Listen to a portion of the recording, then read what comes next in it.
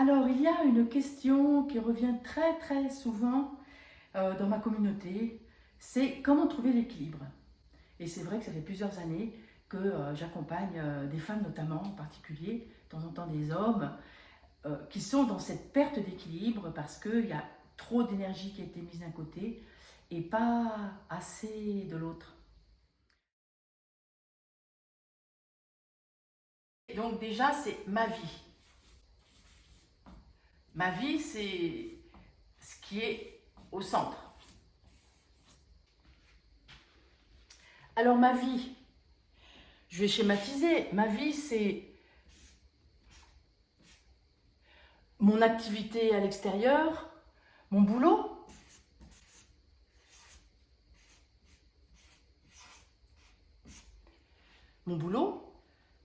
sachant que ça c'est un élément qui est impermanent. Il y a des périodes de la vie où je vais travailler, d'autres périodes où je ne vais pas travailler, au sens rémunération. Au sens rémunération, argent.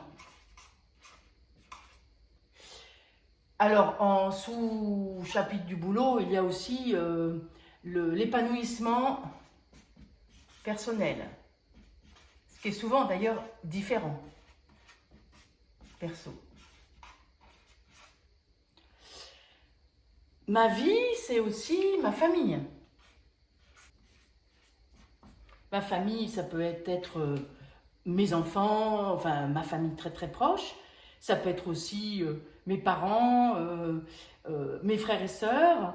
Actuellement, j'ai des amis qui sont 3 sœurs qui sont extrêmement occupées par un père qui vient de mourir et une maman qui a la maladie d'Alzheimer. Et elles sont extrêmement accaparées par ça. Donc c'est la famille au sens large et ça évolue bien sûr au fur et à mesure de la vie. Il y a la vie sentimentale, les amours et vie sentimentale.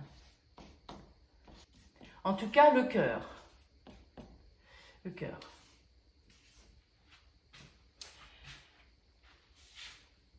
Alors, le dernier élément qui pour moi est le plus important, alors peut-être tu vas deviner,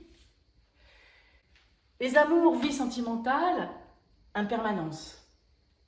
Famille, impermanence. Il y a des personnes qui sont vraiment seules par rapport à la famille.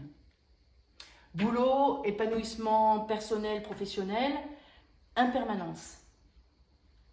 Donc la seule chose qui est permanente,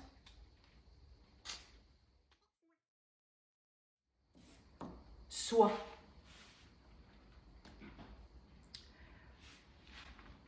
Donc, si simple, pour trouver l'équilibre dans sa vie,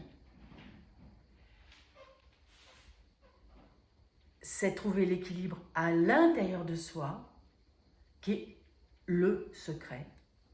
Le seul secret. Tout le reste est impermanent. Nous voyons tout particulièrement dans l'époque actuelle. Il est de plus en plus difficile, par exemple, un boulot. Dans les années 60, c'était une période où il y avait une stabilité qui fait que quelqu'un pouvait rentrer dans une entreprise, y faire toute sa carrière, avec en plus un déroulement de la carrière qui évoluait. Actuellement, dans les années 2020, ça c'est naze. Amour, vie sentimentale, je compare aux années 60, puisque je suis toujours dans les années 60, on ne divorçait pas ou très peu, les familles, tant bien que mal, restaient unies, donc les amours, même si c'était bancal, ça restait relativement permanent au sens de nos engagements. Mais intérieurement, ce n'était pas forcément permanent. Je parlais du boulot juste avant, on pouvait faire carrière, mais intérieurement, il pouvait très bien y avoir une distorsion, sauf que comme c'était un chemin tout tracé, on ne remettait pas en question. Maintenant, à notre époque, nous avons la chance de pouvoir remettre en question ce chemin tout tracé. Finalement, c'est une chance. Famille, même chose, impermanence. Chacune peut faire le choix éventuellement de ne pas créer une famille et puis peut être dans une situation où il n'y a pas de famille. J'ai accompagné beaucoup de personnes, mais il y avait 0 famille. Et finalement, ça ramène aussi la seule ressource, le seul équilibre, il est à l'intérieur de soi.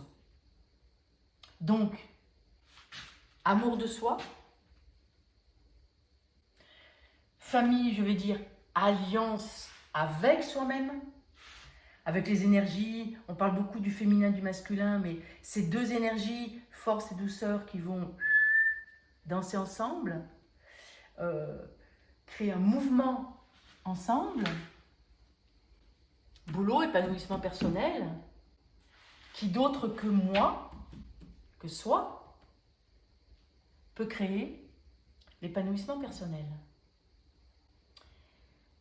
Dans les 2 éducations, notamment les éducations religieuses, le moi va être traité égoïste.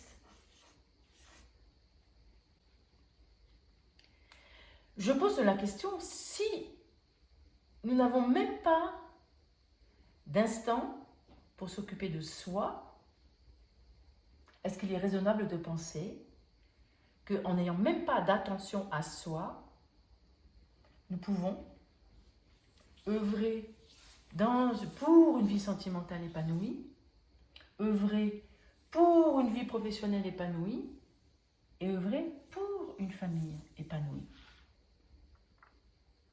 La source, elle est là en nous, nulle part ailleurs.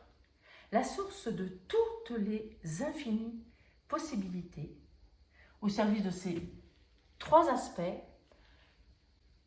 Peut-être que si tu m'écoutes, tu vas en trouver d'autres aspects. J'ai schématisé rapidement, bien sûr, que chaque aspect a des tas de branches. Alors, moi est la source. Qu'est-ce que tu en penses? J'attends tes réactions, tes pouces, tes likes, tes contre-réactions aussi, peut-être, ça m'intéresse. Discutons-en et ciao, à bientôt.